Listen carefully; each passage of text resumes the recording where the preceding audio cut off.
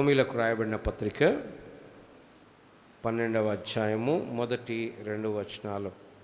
కాబట్టి సహోదరులారా, పరిశుద్ధమును దేవునికి అనుకూలమునైన సజీవ యాగముగా మీ శరీరములను ఆయనకు సమర్పించుకునుడని దేవుని వాత్సల్యమును బట్టి మిమ్మల్ని బతిమాలుకొనుచున్నాను. ఇట్టి సేవ మీకు యుక్తమైనది. మీరు ఈ లోక మర్యాదను అనుసరింపక ఉత్తమమును అనుకూలమును సంపూర్ణమునయున్న దేవుని చిత్తమేదో పరీక్షించి తెలుసుకున్నట్లు మీ మనస్సు మారి నూతన మగుట వలన రూపాంతరము పొందుడి. ప్రభు సహాయం కొరకే ప్రార్థన చేసుకుందాం. ప్రేమ కలిగిన మా ప్రియ పరలోకపు తండ్రి, ఈ మధ్యాహ్న కాల సమయంలో మరొకసారి నీ శరీరము నీ రక్తానికి సాదృశ్యంగా ఉన్న ఈ బలలో పాల్గొనేటప్పుడు మా జీవితాలను ఒకసారి నీ వాక్య వెలుగులో పరీక్షించుకోవడానికి మీరు మాకు ఇచ్చిన ధన్యతను బట్టి వందనాలు, స్తోత్రాలు. నీ వాక్యము రెండంచులు గల ఖడ్గము ప్రవ్వా, నీ వాక్యము చేత మమ్మల్ని దర్శించండి, సంధించండి. మా మనోనేత్రాలను వెలిగించారు, అది ఇంకా వెలిగించబట్టానికి మరింత లోతైన వెలుగులోకి వెళ్ళడానికి సహాయం చేయండి. ఎవరైతే రక్షణ మారు మనసు లేదో అటు వారిని మీరు దర్శించండి. ఆత్మీయంగా మమ్మల్ని వెచ్చపరచండి, ఆత్మీయంగా మమ్మల్ని ఇంకనూ స్థిరులుగా చేయండి. నీ వాక్యము చేత మమ్మల్ని ఆశీర్వదించమని, దీవించమని యేసు ప్రభు నామమున ప్రార్థిస్తున్నాం తండ్రి.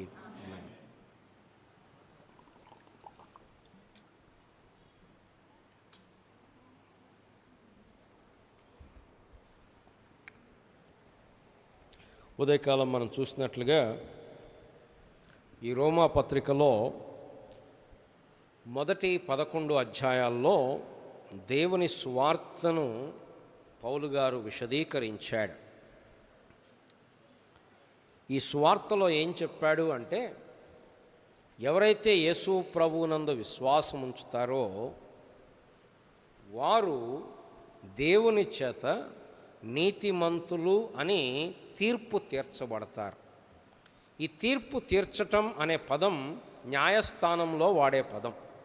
న్యాయాధిపతి ఏదైనా కేసు తన యొద్దకు వచ్చినప్పుడు గిల్టీ అపరాధి అని కానీ, నాట్ గిల్టీ నిరపరాధి అని కానీ తీర్పు తీరుస్తాడు.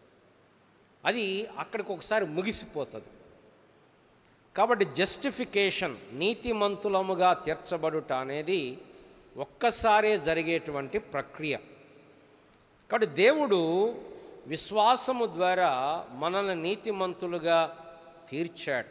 కానీ అక్కడితో క్రైస్తవ జీవితం ఆగిపోలేదు, క్రైస్తవ జీవితం ముగిసిపోలేదు. చాలామంది అనుకుంటారు, ఎట్నో ఒకటి చేసి ఈ లోకంలో ఎట్లయినా జీవించి లాస్ట్లో వెళ్ళే ముందు యేసు ప్రభువా నేను పాపిన చిన్న ప్రార్థన చేసుకుంటే పరలోకంలోకి వెళ్ళిపోతానులే, అక్కడేదో ఒక మూలలో ఉంటే చాలు అనుకుంటారు కొంతమంది. క్రైస్తవ జీవితం అలాంటిది కాదు. క్రైస్తవ జీవితం అక్కడ ఆరంభమవుతుంది. దేవుడు, మనం పాపులం, ఈ విషయం గమనించాం, మనం చేసింది ఏమీ లేదు. యేసు ప్రభువారే మనకు బదులుగా కలువరి శిలువలో మరణించాడు, మన పాపాలు తన మీద మోసుకున్నాడు, ఆయన నీతి మనకిచ్చాడు. కాబట్టి దేవుడు ఆ నీతిని చూసి వీళ్ళు నీతిమంతులు అని తీర్పు తీర్చాడు. మరి నిజంగా మనం నీతిమంతులమయ్యామా? కాలేదు. కాబట్టి ఆ నీతిమంతులుగా జరిగే ప్రక్రియ మనం రక్షణ పొందిన నాట నుండి మనం ఈ లోకాన్ని విడిచిపెట్టేంత వరకు కూడా దేవుడు మనలో పనిచేస్తూ ఉన్నాడు. ఈ సర్వ సృష్టిని దేవుడు 6 రోజుల్లో సృష్టిస్తే నిన్ను నన్ను పరిశుద్ధపరిచే ప్రక్రియ శాంక్టిఫికేషన్ అంటారు. ఇది మన జీవితాంతం దేవుడు చేస్తూనే ఉంటాడు. ఏ వ్యక్తి కూడా నేను పరిశుద్ధుణ్ణి, ఇంకా నాలో పాపం లేదు అని చెప్పడానికి లేదు. యోహాను భక్తుడు అంటాడు, ఎవడైనాను నాలో పాపము లేదని చెప్పిన వాడు అబద్ధికుడు అంటాడు. కాబట్టి నేటి దినాలు కొంతమంది బోధిస్తున్నారు, మనకేం పాపం ఉండదు అని చెప్పి. లేదు, ఈ లోకంలో ఉన్నంతకాలం ఈ పవిత్రపరచబడేటువంటి ప్రక్రియ కొనసాగుతూనే ఉంటుంది. కాబట్టి సువార్త అనేది కేవలం థియరీ కాదు. నిజమే, దేవుడు మన పేరు డిక్లరేషన్ ఇచ్చాడు. దేవుడు ఏమని? వీళ్ళు నీతిమంతులు అని. ఎవరిని బట్టి? యేసుక్రీస్తు ప్రభువారిని బట్టి. అది లీగల్గా జరిగే ప్రక్రియ. ఆ ప్రక్రియ ముగిసిన తర్వాత ఇప్పుడు వన్స్ నీతిమంతులమని డిక్లేర్ చేయబడ్డ తర్వాత ఇక మళ్ళీ మనం వెనక జీవితంలోనే కొనసాగుదామా? దేవుడు నీతిమంతులు తీర్పు తీర్చాడు, శిక్ష లేదు, న్యాయస్థానం మనం విడుదల చేసింది. నెక్స్ట్ ఏంటి? మళ్ళీ ఇప్పుడు తీర్పు లేదుగా, దేవుడు తీర్పు తీర్చాడుగా. ఏమని? నీతిమంతులని చెప్పేశాడు కదా. ఇక మనకి వెళ్ళిపోదామా? వెళ్ళటానికి ఆ తీర్పు తీర్చే ప్రక్రియ కేవలం అవుట్వర్డ్ జరిగింది కాదు. లోపల మన పాత హృదయాన్ని తీసి కొత్త హృదయాన్ని ఇచ్చాడు. రాతి గుండెను తీసి మాంసపు గుండెనిచ్చాడు. పాత స్వభావాన్ని తీసి క్రొత్త స్వభావాన్ని ఇచ్చాడు. పరిశుద్ధాత్మ దేవుడు పునర్జన్మ సంబంధమైన స్నానము ద్వారా మనకు నూతన స్వభావమును కలగజేశాడు. ఎవరైతే ఈ నూతన స్వభావాన్ని కలగజేయబడ్డారో వారు ముందుకు వెళ్తారు తప్ప, అబ్బా ఆల్రెడీ తీర్పు అయిపోయింది, ఇంకే ఉందంట, పరలోకంలో నా పేరు రాయబడింది కాబట్టి ఈ లోకంలో ఎట్లయినా బతుకుదాం, ఇంతకంటే ఎక్కువ పాపం చేద్దాం అనుకోరు. ఎందుకు? వారి జీవితం మారిపోయింది. తీతుకు రాసిన పత్రిక 2వ అధ్యాయం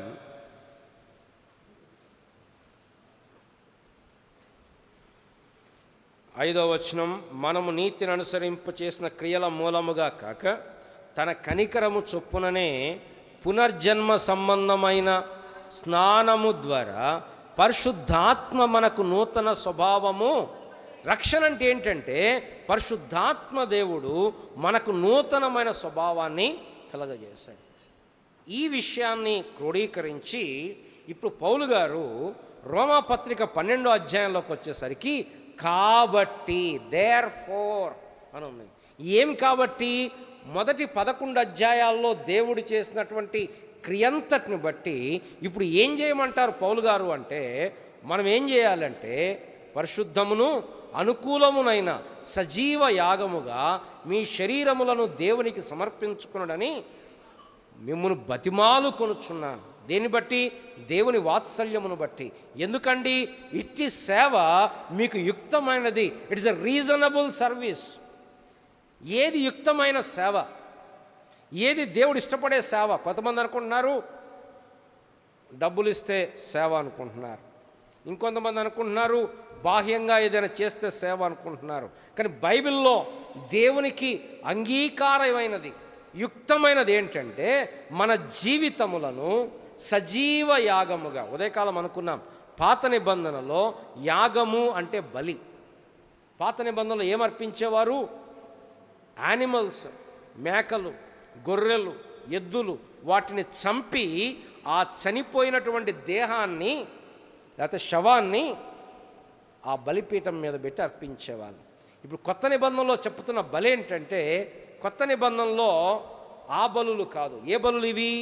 పేతురు గారు పేతురు రాసిన మొదటి పత్రిక 2వ అధ్యాయము 5వ వచనం, యేసుక్రీస్తు ద్వారా దేవునికి అనుకూలములగు ఆత్మ సంబంధమైన బలులు. పాత నిబంధన శరీర సంబంధమైన బలులు, కొత్త నిబంధన ఆత్మ సంబంధమైన బలి. ఏంటి ఆత్మ సంబంధమైన బలి? మనలను మనం దేవునికి సమర్పించుకోవటం. ఎట్లాగా? సజీవమైనది. బైబిల్లో సజీవమైన బలులు కనపడతాయా మనకి? 2 బలులు కనపడతాయి. ఒకటి, ఇస్సాకును తన తండ్రి అయిన అబ్రహాము బతికుండగానే కట్టేసి బలిపీఠం మీద పడుకోబెట్టాడు. అదొక సజీవమైన బలి. కానీ దేవుడు అక్కడ ఆఫ్ చేసి, అబ్రహాం ఆగు, దీనివల్ల నీవు నాకు భయపడువాడవని అర్థమైంది అని చెప్పి ఆ ఇస్సాకును బదులు వేరొక పొట్టేల్ని అక్కడ బలి అర్పించాడు. ఇదొక బలి. 2వ బలి మన యేసుక్రీస్తు ప్రభువారు శిలువలో జరిగించినటువంటి బలి. కాబట్టి ఇప్పుడు క్రైస్తవ జీవితం అంటే కేవలం మాటలతో మాట్లాడుకునేది కాదు. పాటలతో పాడుకునేది మాత్రమే కాదు. క్రైస్తవ జీవితంలో పాటలు ఉంటాయి, క్రైస్తవ జీవితంలో మాటలు ఉంటాయి. కానీ క్రైస్తవ జీవితం యొక్క ఎసెన్స్ ఏంటంటే మనల్ని మనం దేవునికి సమర్పించుకోవటం. ఇక అక్కడ క్వశ్చన్ రాకూడదు, ఏంటి దేవునికి కానుకలు ఇవ్వాలా, ఇస్తే ఎంత ఇవ్వాలా, దశమ భాగం ఇవ్వాలా, 5వ భాగం ఇవ్వాలా, అరే మొత్తం జీవితమే ఆయనది అంటుంటే, మనల్ని మనం ఆయన సమర్పించుకోవడం అంటుంటే మళ్ళీ పర్సంటేజ్లు ఏంటి అక్కడ, ఇంత పర్సెంటా అంత పర్సెంటా? కానీ కొత్త నిబంధనలో పర్సంటేజీలు లేవు. కొత్త నిబంధనలో మన జీవితమే ప్రభువుది. పిల్లరా, ఇలా సమర్పించుకోవాలంటే ఎలాంటిది? పరిశుద్ధమైనది. పాత నిబంధనలో మీరు ఏ బలి తీసుకోండి, నిర్దోషమైన మీరు లేవియ కాండం చదివితే అక్కడ బల్ల గురించి రాయబడుతూ వచ్చింది. ప్రతి బలి నిర్దోషమైన. రండి కొన్ని విషయాలు చూద్దాం. లేవియ కాండం, మోషే రాసినటువంటి లేవియ కాండం 1వ అధ్యాయం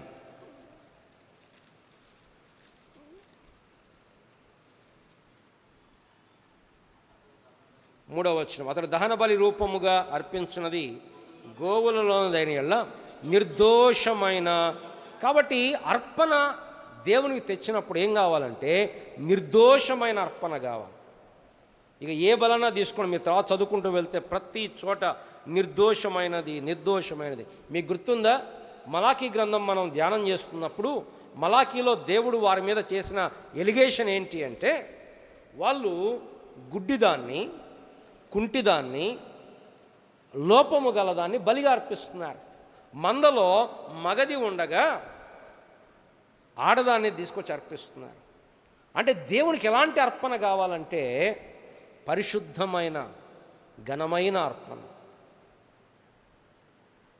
మన జీవితాలు ప్రభువుకి శ్రేష్టమైన అర్పణగా ఉండాలి.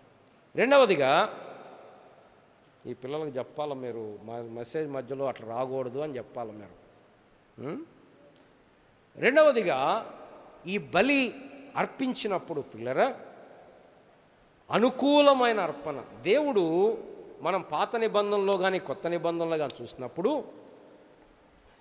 అర్పణే కదా అని చెప్పి దేవుడు అంగీకరించాడా? మీకు గుర్తుందా, అహరోను కుమారులు ఒక అర్పణ తీసుకొచ్చారు, కానీ దేవుడు దాన్ని అంగీకరించలేదు. కాబట్టి మన అర్పణ ఎలా ఉండాలి అంటే ఆయనకు అంగీకార యోగ్యముగా ఉండాలి. ఇలా ఉండాలి అంటే కింద వచనం రాస్తున్నాడు. ఏం చెప్పి రాస్తున్నారు?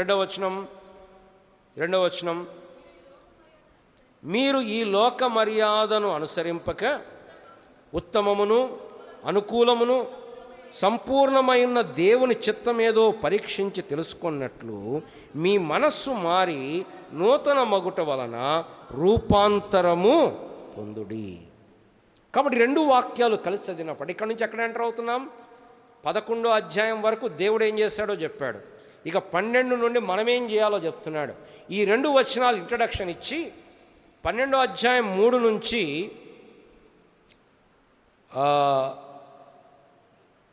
ఆల్మోస్ట్ ఆల్ ఈ చివరి వరకు కూడా సంఘము, సమాజము, వీరు తోటి విశ్వాసులు, ఇరుగు పొరుగు వారు, వారితో ఎలా ఉండాలో చెప్పాడు 12వ అధ్యాయంలో. 13వ అధ్యాయము 7వ వచనం వరకు అధికారులు, అధికారానికి ఎలా లోబడాలో చెప్పాడు. దాని తర్వాత 13వ అధ్యాయము 8 నుండి 14 వరకు కూడా వ్యక్తిగతమైనటువంటి జీవితం గురించి మాట్లాడుతున్నాడు. ఇక 14-15 అధ్యాయంలో క్రిస్టియన్ లిబర్టీ, క్రైస్తవులకున్న స్వాతంత్రం గురించి, బలహీనులైన వాళ్ళని బలవంతులు ఎలా సహించాలో చెప్తున్నాడు. ఈ రోమా పత్రిక మీద జేమ్స్ అల్మన్ గారు అని చెప్పి ప్రొఫెసర్ గారు, ఆయన డల్లాస్ థియలాజికల్ సెమినరీలో మన దగ్గర కూడా 2019లో మన దగ్గరకు వచ్చారు, ఖమ్మం వచ్చారు. ఇప్పటికి 50 ఏళ్ళ నుంచి ఆయన వాక్యాన్ని బోధిస్తున్నాడు టీచర్ లాగా. ఆయన ఒక కామెంటరీ రాశాడు, మెసేజ్ కాదు, పుస్తకం రాశాడు రోమా పత్రిక మీద. దానికి ఏం పేరు పెట్టాడంటే యాక్సెప్ట్ వన్ అనదర్, ఒకరినొకడు అంగీకరించుడి. ఎందుకు? మొదటి 11 అధ్యాయాల్లో దేవుడు మనల్ని అంగీకరించాడు. కాబట్టి ఇక్కడ మనం ఒకరినొకడు అంగీకరించుకోవాలి. కాబట్టి 12, 13, 14, 15 ఈ 4 అధ్యాయాలు కూడా ఒకరికొకడు కలిగి ఉండే బాధ్యతలు చెప్తున్నాడు. ఆ బాధ్యతలకు ముందు ఇంట్రడక్షన్ లాగా ఏం చెప్తున్నాడంటే, ఈ క్రైస్తవ జీవితం జీవించాలంటే మీ మనస్సు మారి నూతన మగుట వలన రూపాంతరం, బీ ట్రాన్స్ఫార్మ్డ్. ఇక్కడ 2 మాటలు గమనించండి.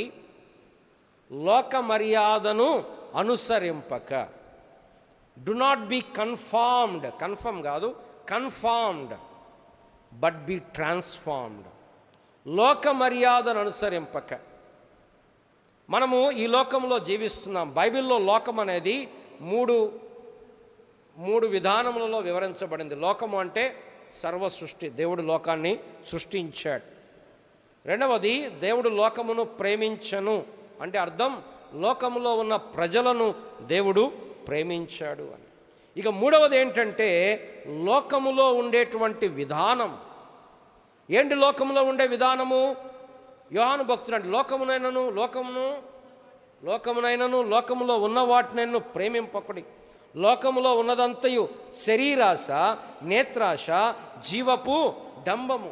ఎవడైనాను లోకమును ప్రేమించినడలా తండ్రి ప్రేమ వానిలో ఉండదు. లోకమును దాని ఆశయు గతించును కానీ దేవుని చిత్తమును జరిగించువాడు నిరంతరము నిలుచు.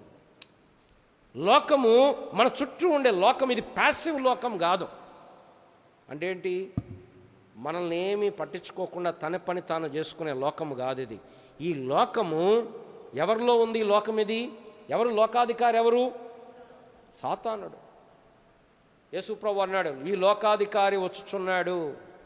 వాడికి ఉన్న పేర్లేంటి? యుగ సంబంధమైన దేవత. తెలుగులో యుగ సంబంధమైన దేవత ఉంది, ఇంగ్లీష్లో ప్రిన్స్ ఆఫ్ దిస్ వరల్డ్, ఈ లోక సంబంధమైన అధికారి. యోహాను భక్తుడు అంటాడు, యోహాను రాసిన మొదటి పత్రిక 5వ అధ్యాయంలో, యోహాను రాసిన మొదటి పత్రిక 5వ అధ్యాయంలో లోకం ఎక్కడుంది అంటే, 5వ అధ్యాయము 19వ వచనము, మనము దేవుని సంబంధులమనియు లోకమంతయు దుష్టుని యందున్నదనియు మనము ఎరుగుదాం. కింద నెంబరేసి రాశాడు, దుష్టుని యందు. పిల్లరా, మనం ఉండే లోకము ఇది దేవుని లోకము కాదు, ఇది పరలోకము కాదు. యేసు ప్రభువారు తన బోధలో లోక సంబంధులు, వెలుగు సంబంధులు కాలమును బట్టి చూడగా లోక సంబంధులు వెలుగు సంబంధుల కంటే యుక్తిపరులై ఉన్నారు అని రాస్తూ వచ్చాడు. కాబట్టి లోకంలో ఉండేవారు లోక సంబంధులు. యేసు ప్రభువు చెప్పాడు, లోకము మిమ్మును ద్వేషించును. ఏంటి లోకం అంటే? మన చుట్టూ ఉండేటువంటి దుష్ట లోకములో ఈ లోకం ఏం చేస్తుందంటే మనల్ని కూడా లోకముతో కన్ఫామ్, అంటే లోక మర్యాద. కన్ఫామ్ అంటే అర్థం ఏంటంటే, ఇప్పుడు సపోజ్ మీరు వీటిని ఘన పదార్థాలు అంటారు, వీటికి రూపం ఉంటుంది. కానీ ద్రవ పదార్థాలు అంటారే, ఏవి? నీళ్ళు, ఇవి వాటికి రూపం ఉండదు. మీరు గ్లాసులో పోస్తే గ్లాస్ రూపంలోకి వస్తాయి, లేకపోతే బాటిల్లో పోస్తే బాటిల్ రూపం. దాన్ని ఏమంటామంటే కన్ఫామ్ అంట. కాబట్టి క్రైస్తవులమైన మనము ఏం చెప్తున్నాడు ఇక్కడ అంటే, లోకము యొక్క మర్యాదను అనుసరించి లోకము యొక్క మోసలోకి మనం దిగిపోకూడదు. అది ప్రయత్నం చేస్తుంది మనం లోబర్చుకోవాలని. ఏంటి లోకంలో ఉన్నది? శరీరాశ, నేత్రాశ, జీవపు డంబము, చూపించుకోవటము.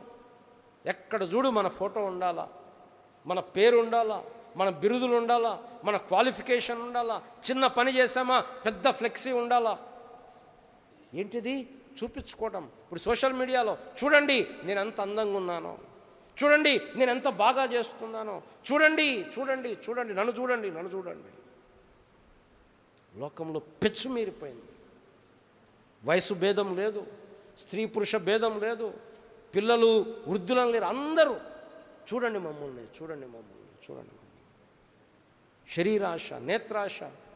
ఎంతసేపు లోకం ఏం చేస్తుంది? నువ్వు సంపాదించి నువ్వు సరిపోలా, ఇంకా కావాలి, నువ్వు ఇలా, నువ్వు బాలేవు, నువ్వు ఇంకా మారాలి.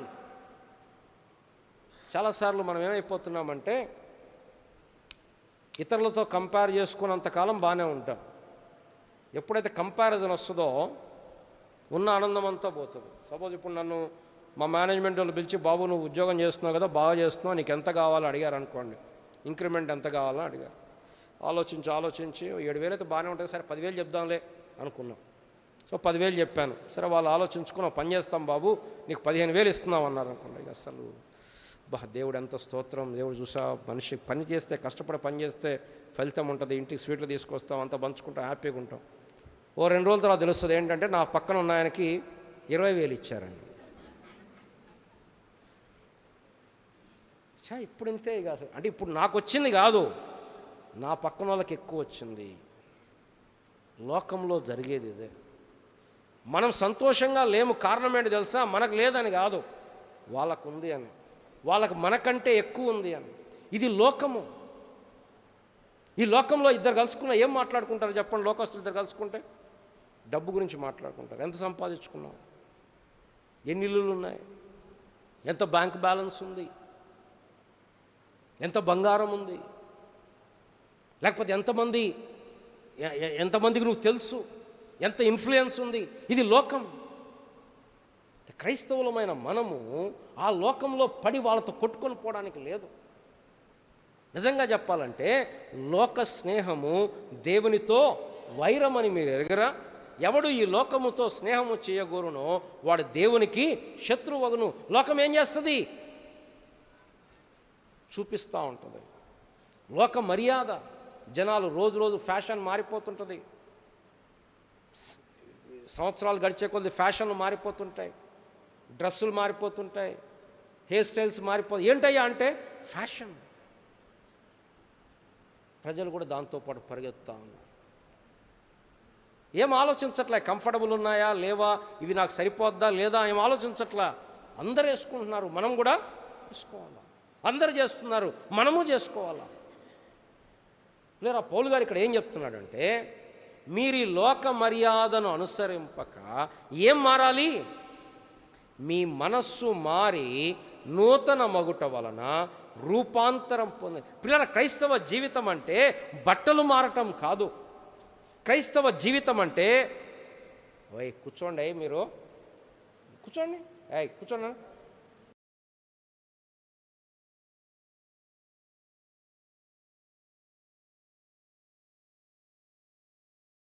జీవితం అంటే బట్టల మార్పు కాదు. క్రైస్తవ జీవితం అంటే పేరు మార్పు కాదు. క్రైస్తవ జీవితం అంటే లేకపోతే ఆహార్యం మార్పు కాదు. క్రైస్తవ జీవితం అంటే మనస్సు మారటం. మనస్సు మారడం. ఏ మనసు ఇది? ఒకప్పుడు మన మనసు ఎలా ఉండేది? రండి, ఎఫెసీ పత్రిక 4వ అధ్యాయం. ఎఫెసీ పత్రిక 4వ అధ్యాయం 18వ వచనం, 17. కాబట్టి అన్యజనులు నడుచుకున్నట్లు మీరిక మీదట నడుచుకునవలదని ప్రభువునందు సాక్ష్యం ఇచ్చుచున్నాము. వారైతే అంధకారమైన, ఏ మనసు ఇది? అంధకారమైన మనస్సు. వెలుగు లేదు, దేవుని వెలుగు లేదు. చీకట్లో నడుచువాడు తాను ఎక్కడికి పోవచ్చున్నాడో వానికి తెలియదు. అంధకారమైన మనస్సులు ఉన్నాయి. ఇంకొన్ని మనసులు ఎలా ఉన్నాయి? రోమాపత్రిక 8వ అధ్యాయం. రోమాపత్రిక 8వ అధ్యాయం. ఏం మనసు అది? 7వ వచనం. ఏలయనగా శరీరానుసారమైన మనస్సు దేవునికి విరోధం. 5వ వచనంలో కూడా శరీరానుసారులు శరీర విషయంలో మనసుంతురు, ఆత్మానుసారులు ఆత్మ విషయమై. మనస్సు అంటే ఏంటి ఇక్కడ? అంటే ఏంటంటే ఇక్కడ మనస్సు లేదా హృదయం అంటే దేని మీద మనం ఎక్కువ ఆశ పెట్టుకుంటామో. కొంతమంది మనసు అంతా దేని మీద ఉంటుంది? మనం ఏ డ్రెస్ వేసుకున్నాం, అందరు చూస్తున్నారా లేదా, మన పెళ్ళికి వెళ్తాం, ఒక డ్రెస్ వేసుకుంటాం, అది ఎక్కడో చిన్న చిరుగుతుంది, అది గీత పడుతుంది, ఏదో అన్నం పడుతుంది. ఈ కథం ఇక పిల్లంతా మనల్నే చూస్తున్నట్టు అది మార్చుకున్న దాకా మనకి ఇక పిల్ల అయిపోద్దేమో మన షర్ట్ మార్చుకోకపోతే అని అంతుంటుంది. అంటే మన మనస్సు దాని మీద ఉంటుంది. చాలామంది మనస్సు దేని మీద ఉంటుందంటే భూ సంబంధమైన వాటి మీద. రండి, ఫిలిప్పీ పత్రిక 3వ అధ్యాయం.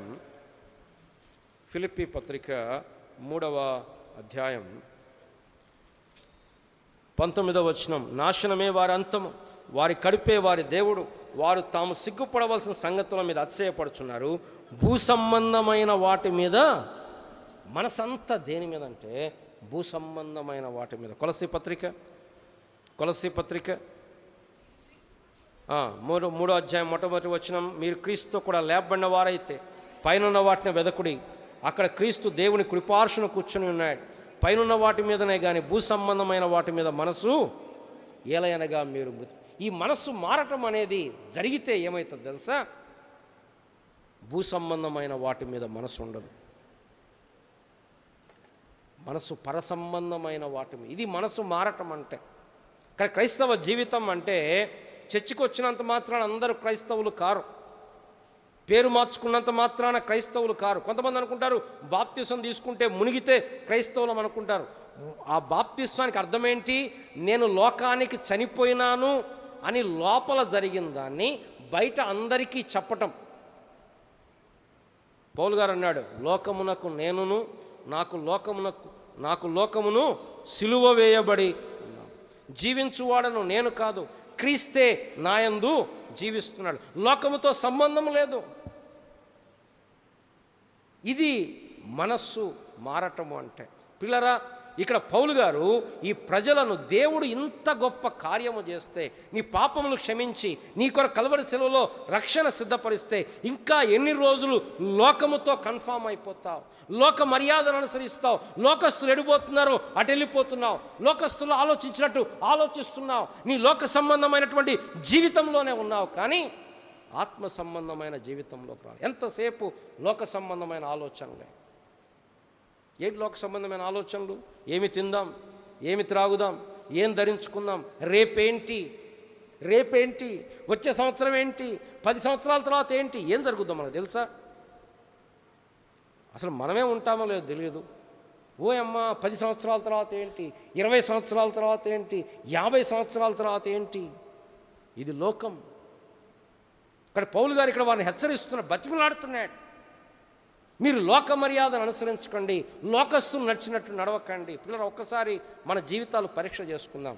మన ఆలోచనలు, మన జీవిత విధానం లోకస్తులకి మనకు అసలు అంత తేడా కనపడుతుందా? నిజంగా చెప్పాలంటే ఏం చేయాలి తెలుసా? లోకము మనల్ని ద్వేషించాలి. ఎందుకు? మనం వాళ్ళతో పోట్లే కదా. పేతురు గారు అంటాడు, పేతురు రాసిన మొదటి పత్రిక 4వ అధ్యాయము 3వ వచనము, మనము పోకిరి చేష్టలు, దురాశలు, మద్యపానము, అల్లరితో కూడిన ఆటపాటలు, త్రాగుబోతుల విందులు, చేయదగని విగ్రహ పూజలు మొదలైన వాటి యందు నడుచుకొనుచు అన్యజనుల ఇష్టము నెరవేర్చుచుండుటకు గతించిన కాలమే చాలును.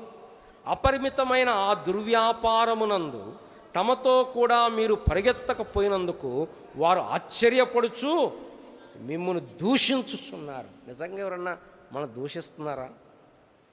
మనల్ని ఎవరు దూషించకపోతే మన క్రైస్తవ జీవితం కొంచెం డల్ అయిపోయింది అనుకోవాలి. మనం అర్థమవుతుందా?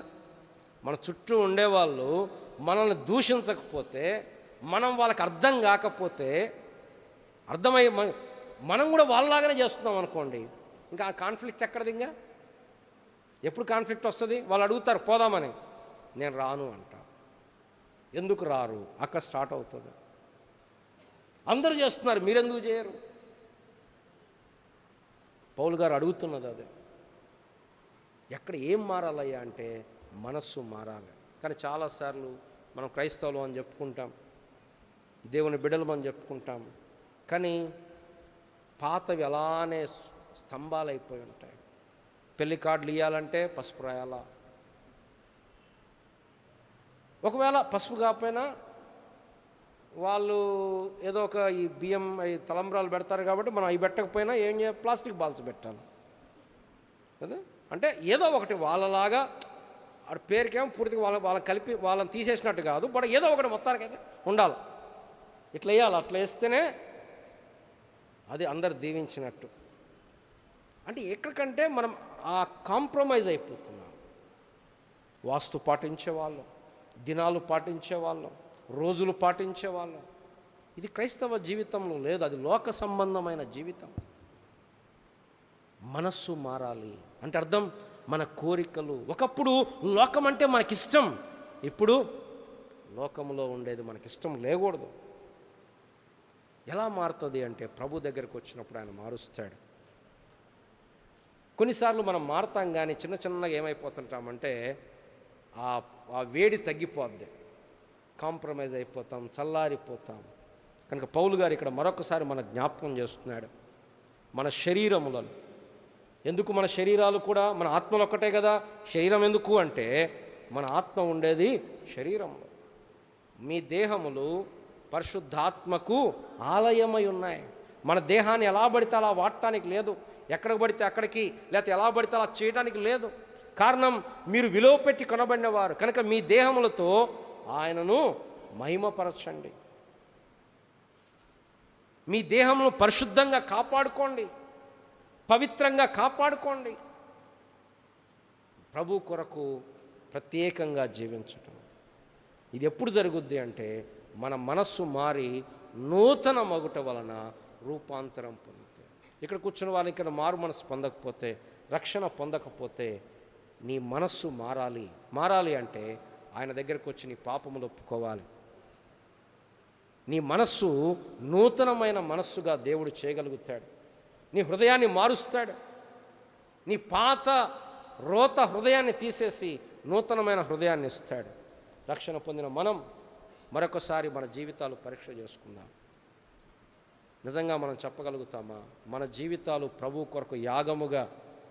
పౌలు గారు అంటాడు, నా మట్టుకైతే బ్రతుకుట క్రీస్తే, నా చావు మూలముగానైనా సరే, నా బ్రతుకు మూలముగానైనా సరే దేవుడు ఘనపరచబడాలి. ఆ మాట చదువుదాం రండి. ఫిలిప్పీ పత్రిక 1వ అధ్యాయం.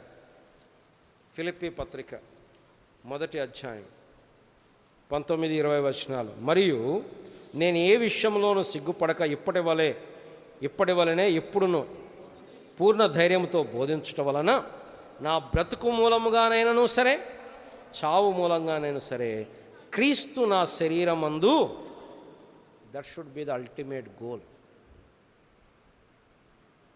నువ్వు మంచి బట్టలు వేసుకోవాలా? వేసుకో. ఎప్పుడు? దేవుడు గణపరచబడాలి. నేను మంచి బట్టలు వేసుకునేది నా ఘనత కోసం కాదు, దేవుడు గణపరచబడాలి. లేదు ఇవన్నీ బట్టలు వద్దు, సింపుల్ వేసుకుంటా. దేనికి? దేవుడికి. ఏది చేసినా ఏం రాయబడింది? మీరు భోజనము చేసినను పానము చేసినను సమస్తమును దేవుని పిల్లరా. దేవుని పిల్లల యొక్క గోల్ ఒక్కటే, దేవుడు మహిమపరచబడాలి. లోకములో కలిసిపోవటం కాదు. లోకము ఏమన్నా అనుకొని వాళ్ళు మనల్ని ద్వేషిస్తారు, దూషిస్తారు. ఎందుకు? వాళ్ళు లోక సంబంధులు, మనం వెలుగు సంబంధులం. మన జీవితం యొక్క గమ్యం ఏంటంటే, మన జీవితం ఒకనాడు ఈ లోకాన్ని ముగించినప్పుడు ప్రభువు అనాల, భలా నమ్మకమైన మంచి దాసుడు. మామూలుగా ఉద్యోగాలు రిటైర్ అయినప్పుడు లేకపోతే వెళ్ళిపోతున్న ఫేర్వెల్ మీటింగ్ పెడతారు. పెట్టి ఏం చెప్తారు? అబ్బా వీళ్ళంతా మంచోళ్ళు అదని చెప్తారు. దేవుడు చెప్పాలి అల్టిమేట్గా ఏమని? భలా నమ్మకమైన. యేసు ప్రభు గురించి చెప్పాడు, ఇదిగో నా ప్రియ కుమారుడు, ఈయన యందు నేను ఆనందిస్తున్నాను. మన జీవితంలో మన బట్టి కూడా ప్రభు చెప్పాలి. లోకం చెప్పింది అనుకోండి, అంతకంటే గొప్ప లోకం. కానీ అబ్బా ఈయన మా వాళ్ళే అంటే ఇక అంతకంటే ఘోరమైనటువంటి విషాదకరమైన సంగతి లేదు. ప్రభు వీళ్ళు నా పిల్లలు అంటుంటే సాతాను వచ్చి, ప్రభు నీ పిల్లలు కాదు, వాళ్ళు మా పిల్లలు, ఎప్పుడు మాతోనే ఉంటారు అన్నాడు అనుకోండి. ఇక అంతకంటే మన జీవితానికి అవమానం లేకపోతే విషాదం లేదు. రండి ప్రార్థన చేసుకుందాం. ప్రేమ కలిగిన మా ప్రియ పరలోక